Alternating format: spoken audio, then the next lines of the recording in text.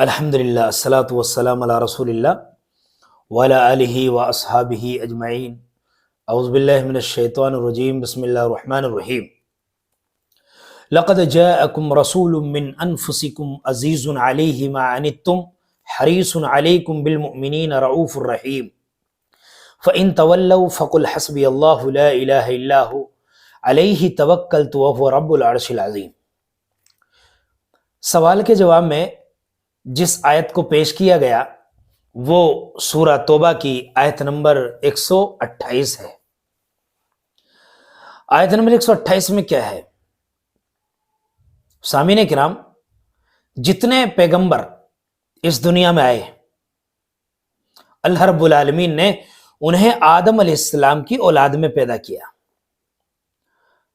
سب پیغمبروں کے والد جو ہیں وہ آدم علیہ السلام ہے، جیسے ہمارے والد آدم علیہ السلام ہیں، یعنی ہم انہی کی نسل سے ہیں، اور ہم سب کی ماں حوا علیہ السلام ہیں، ہم ان کی اولاد ہیں۔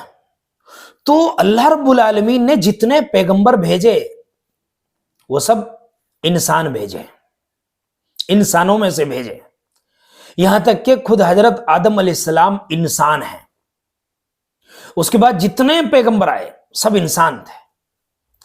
آخر میں اس پیغمبری کی جو کڑی، رسالت کی جو کڑی جو اللہ تعالیٰ نے ختم کی، آخری کڑی، وہ حضرت محمد مصطفیٰ صلی اللہ علیہ وسلم کو مبعوث فرمایا۔ مکہ میں پیدا ہوئے آپ۔ وہ لوگ بطور خاص ان باتوں کو سنیں جو کہتے ہیں نبی ہم جیسے نہیں ہیں۔ بالکل میں ان کی بات کے ساتھ ہوں کہ ہاں نبی ہم جیسے نہیں ہیں، مگر میرے بھائیوں، نبی ہم جیسے کیسے ہیں اور کیسے نہیں ہیں، یہ سمجھنے کی بات ہے۔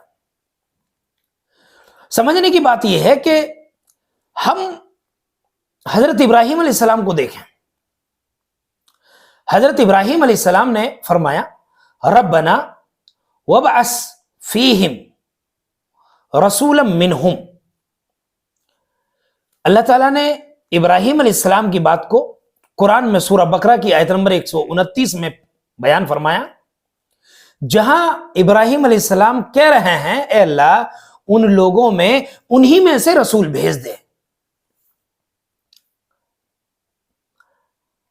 محمد مصطفیٰ صلی اللہ علیہ وسلم مکہ کے اندر پیدا ہوئے۔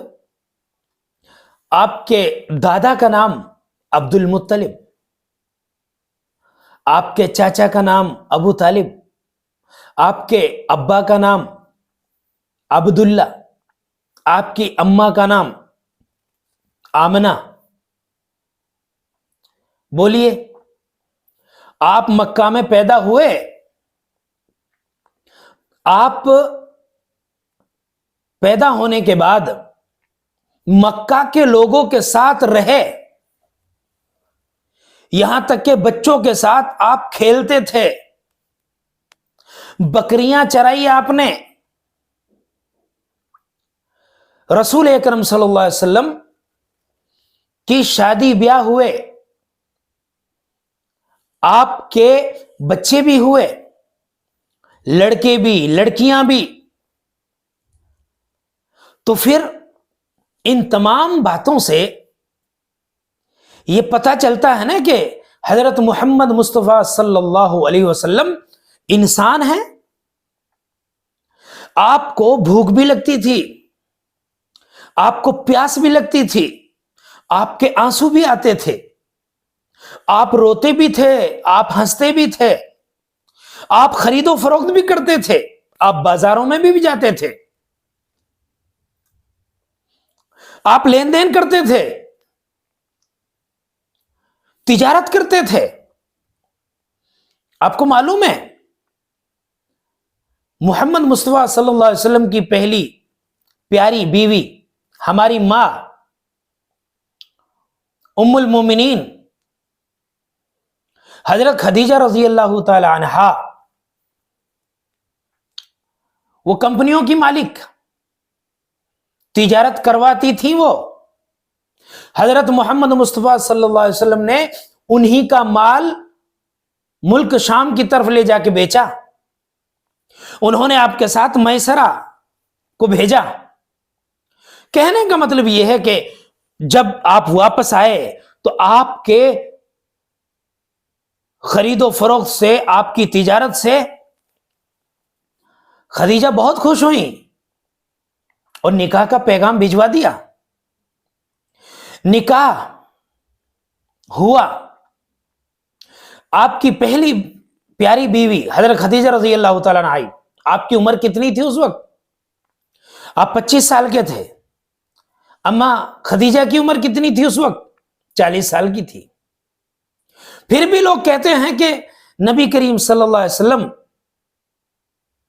نور ہیں، بشر نہیں ہیں۔ کیوں بھائی؟ نور کیسے ہیں یہ بھی ہم سمجھا دیں گے۔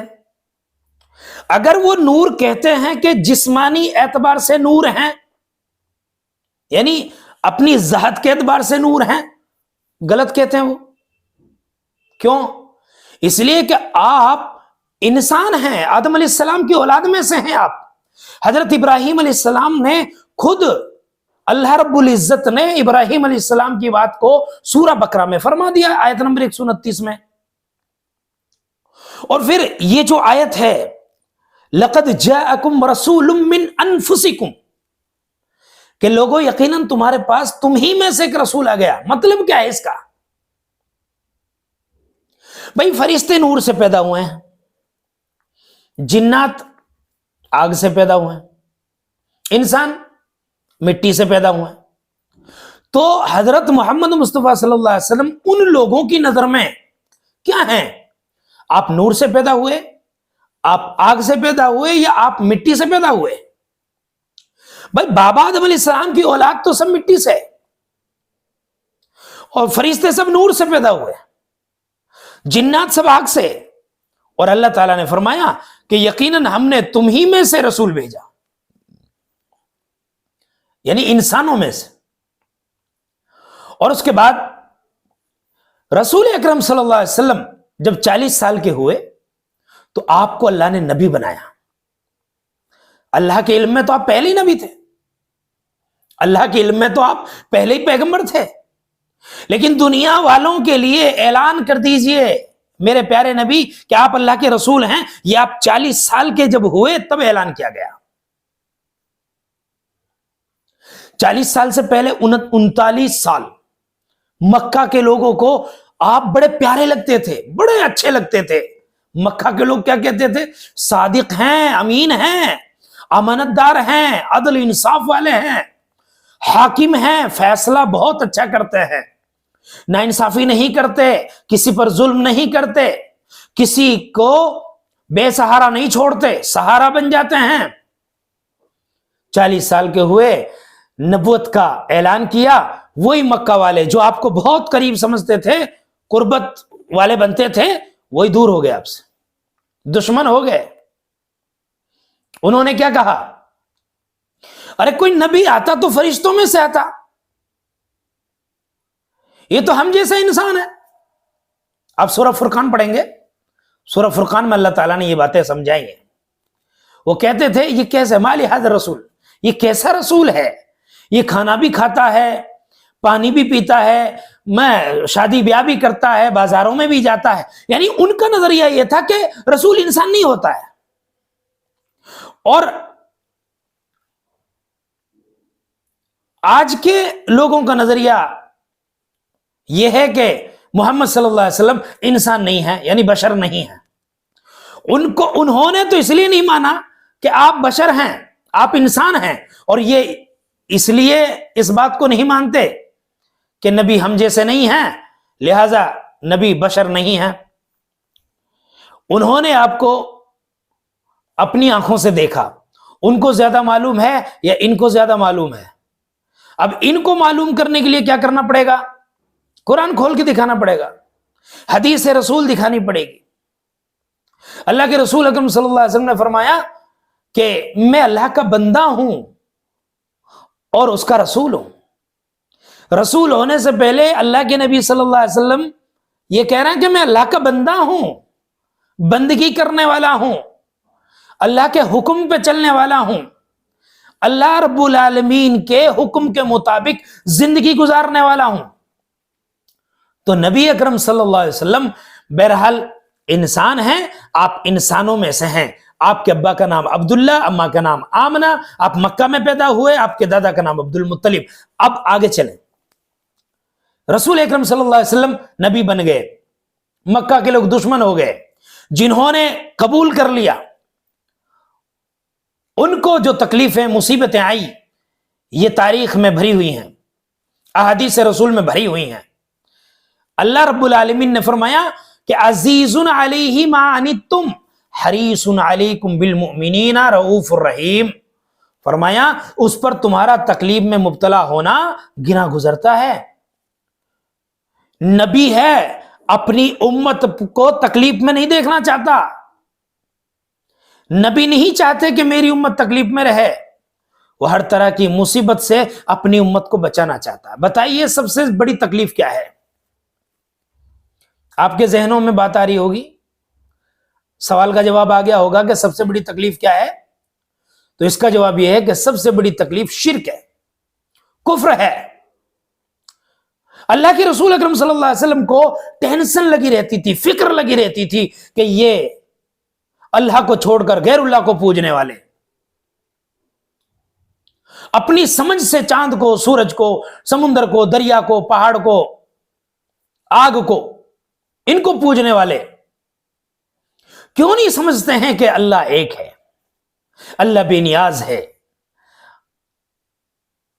کیوں نہیں سمجھتے کہ اللہ خالق ہے، اللہ ہمارا مالک ہے، اللہ رزاق ہے، اللہ بگڑی بنانے والا ہے، اللہ بنی ہوئی کو بگاڑنے والا ہے، اللہ عزت دینے والا ہے، اللہ ذلت دینے والا ہے. اللہم مالک الملک تؤتی الملک من تشاء وتنزع الملک ممن تشاء وتعز من تشاء وتذل من تشاء بیدک الخیر. کیوں نہیں سمجھتے یہ کہ اللہ مالکوں کا مالک ہے، وہ جو چاہتا ہے کرتا ہے. اللہ رب العالمین کی تمام مخلوق ہے، اللہ خالق ہے، اللہ اکیلا خالق ہے، اور باقی اللہ کے علاوہ جتنی چیزیں سب مخلوق ہیں. اللہ رب العالمین نے اپنے پیارے نبی حضرت محمد مصطفیٰ صلی اللہ علیہ وسلم کو اس دنیا میں اس لیے بھیجا تاکہ دنیا والے آپ کی بات مان کر اللہ کو ماننے لگ جائیں، اللہ کو پہچاننے لگ جائیں، اللہ کی ماننے لگ جائیں، اللہ کے حکم کی اطاعت کرنے لگ جائیں. اب ظاہر سی بات ہے کہ جب ہم نے کلمہ پڑھا لا الہ الا اللہ، اس کے آگے پڑھا محمد رسول اللہ، نہیں ہے کوئی معبود برحق سوائے اللہ کے، محمد صلی اللہ علیہ وسلم اللہ کے رسول ہیں. اللہ کے رسول اکرم صلی اللہ علیہ وسلم نے لوگوں کو دعوت اللہ دی، اللہ کی طرف لوگوں کو بلایا. اللہ کے رسول اکرم صلی اللہ علیہ وسلم بڑے غمزدہ ہو جاتے تھے اس وقت جب لوگ آپ کی بات نہیں مانتے تھے، جب لوگ دین کے بارے میں نہیں سمجھتے تھے. قبر کے عذاب سے، جہنم کے عذاب سے، ناانصافی سے، قتل و غارت سے، خون ریزی سے نہیں سمجھتے تھے، نہیں باز آتے تھے. تو نبی کریم صلی اللہ علیہ وسلم کو بڑی فکر ہوتی تھی، آپ ٹینشن میں رہتے تھے. اللہ تعالیٰ نے آپ کو بتایا اے میرے پیارے نبی، آپ غم نہ کریں، آپ فکر نہ کریں، آپ کا کام ہے پہنچا دینا، آپ پہنچا دیجئے، ہدایت دینا میرا کام ہے. جو لوگ کہتے ہیں نا کہ رسول اکرم صلی اللہ علیہ وسلم خود مختار ہیں، میرے پیارے بھائیوں یہ بھی سن لو. اللہ رب العالمین نے فرمایا کہ انک لا تہدی من احببت ولکن اللہ یہدی من یشاء. فرمایا کہ اے میرے پیارے نبی محمد صلی اللہ علیہ وسلم، آپ ہدایت نہیں دے سکتے جس کو چاہو، لیکن اللہ جس کو چاہے ہدایت دے دیتا ہے. تو ہدایت کس کے ہاتھ میں ہے؟ اللہ کے ہاتھ میں ہے. ضلالت اور گمراہی اللہ کے ہاتھ میں ہے. اللہ جس کو ہدایت کا راستہ دکھا دے اس کو کوئی گمراہ نہیں کر سکتا، اور جس کو اللہ گمراہ کر دے اس کو کوئی ہدایت کے راستے پہ نہیں لا سکتا. رسول اکرم صلی اللہ علیہ وسلم بڑے غمگین رہتے تھے تمہاری تکلیف سے، یعنی اللہ کے نبی کو تمہاری تکلیف یعنی امت کی تکلیف برداشت نہیں ہوتی تھی، گرا گزرتی تھی۔ آپ سوچتے تھے یہ جہنم کے عذاب سے بچ جائیں، جنت میں چلے جائیں، ان کی آخرت سنور جائے، ان کی آخرت سدھر جائے، شرک سے بچ جائیں، کفر سے بچ جائیں، توحید کو مان لیں۔ میرے پیارے بھائیوں، مکہ میں مسلسل 13 سال تک توحید کی دعوت دی، فکر آخرت کی دعوت دی، لیکن لوگوں نے توحید کے ساتھ مذاق کیا۔ لوگوں نے قبروں پر، مزاروں پر، پتھروں کے سامنے، دریاؤں کے سامنے، سورج اور چاند اور ستاروں کے سامنے، ان کے سامنے اپنا ماتھا ٹیکنا شروع کر دیا۔ کیوں بھائی؟ یہ بیچارے، یہ بھی اللہ کی مخلوق ہے، یہ بول نہیں سکتے، آپ کو جواب نہیں دے سکتے، ان کے اوپر اگر مکھی آ کے بیٹھ جائے اڑا نہیں سکتے۔ دیکھو نا مسلمانوں کو، مسلمان مزاروں پہ جاتے ہیں اور باقاعدہ چڑھاوا چڑھاتے ہیں، وہاں پر جو ہے منتیں مانتے ہیں، وہاں پر جو نذرانہ پیش کرتے ہیں، اور وہاں جو مزاور بنا بیٹھا ہے یہ توندے نکال کے بیٹھے ہیں، وہاں پہ توندے بڑی کر رہے ہیں۔ کبھی حلوہ کا دور ہے، کبھی پوڑی کا دور ہے، کبھی کھیر کا دور ہے، کبھی اس کا دور ہے، کبھی اس کا دور ہے، الگ الگ دور ہے۔ بے شرمی کی حد تو تب ہوتی ہے جب ان کے ان مقامات پر جن کو یہ مقدس سمجھتے ہیں وہاں پر لڑکیوں کو بلا کے نچایا جاتا ہے۔ کیا بات کرتے ہو آپ؟ دین اسلام کا حلیہ بگاڑ کے رکھ دیا ہے انہوں نے۔ قیامت کے دن جب یہ پہنچیں گے نا نبی کریم صلی اللہ علیہ وسلم کے پاس، یہ جا رہے ہوں گے، فرشتے ان کو در مار مار کے بھگائیں گے۔ نبی کریم صلی اللہ علیہ وسلم پوچھیں گے آنے دو ان کو، آنے دو، کہاں بھیج رہے ہو؟ کہا کہ اللہ کے نبی، انہوں نے آپ کی امت کے لوگ ہیں، یہ انہوں نے آپ کے دین اسلام کا حلیہ بگاڑ دیا تھا، نئی نئی بدعت ایجاد کر دی تھی انہوں نے۔ نبی کریم صلی اللہ علیہ وسلم فرمائیں گے بھگاؤ ان کو، بھگاؤ، دور کرو ان کو، کوئی ضرورت نہیں ان کو ادھر بلانے کی۔ جو نبی اتنے رحمت للعالمین ہیں، وہ بدعت اور بدعتی سے کتنا دور ان کو بھگانے کی کوشش کر رہے ہیں کہ ان کو دور کرو، میرے سے دور کرو، ان کو مت آنے دو میرے پاس۔ آپ کو کتنا غصہ آتا ہے ان کے اوپر، اور یہ دھڑلے سے بدعت کرتے رہتے ہیں۔ رسول اکرم صلی اللہ علیہ وسلم کی حدیث ہے کہ بدعتی کی دعا قبول نہیں ہوتی جب تک وہ بدعت کو نہ چھوڑے اور توبہ نہ کرے۔ جی، اب اس کے بعد اللہ رب العالمین نے فرمایا وہ تمہارے لیے بھلائی کا حریص ہے، مومنوں پر نہایت شفیق، بہت رحم کرنے والا ہے۔ مومنوں کے لیے بہت حریص ہے، یعنی بھلائی ہونی چاہیے مومن کے ساتھ، دنیا بھی سنورنی چاہیے، آخرت بھی سنورنی چاہیے، دنیا میں بھی بھلائی ملنی چاہیے، آخرت میں بھی بھلائی ملنی چاہیے۔ کیسے تھے ہمارے نبی محمد مصطفیٰ صلی اللہ علیہ وسلم؟ ہمارے نبی محمد صلی اللہ علیہ وسلم پر بے شمار درود و سلام۔ اللہ کے رسول اکرم صلی اللہ علیہ وسلم نے ہمارے لیے کتنی تکلیفیں برداشت کی، یہ تو تاریخ میں بھرا ہوا ہے، احادیث میں بھرا ہوا ہے، قرآن خود کہہ رہا ہے۔ بہرحال ان تمام باتوں کا خلاصہ یہی نکلا کہ پھر بھی اگر کوئی پھر جائے، پھر بھی اگر وہ پھریں تو کہہ دیجئے کہ مجھے اللہ کافی ہے اور اس کے سوا کوئی معبود برحق نہیں، اسی پر میں نے بھروسہ کیا ہے اور وہی عرش عظیم کا رب ہے۔ اللہ تعالی ہمیں محمد مصطفیٰ صلی اللہ علیہ وسلم سے محبت کرنے کی، اطاعت کرنے کی، اتباع کرنے کی توفیق عطا فرمائے۔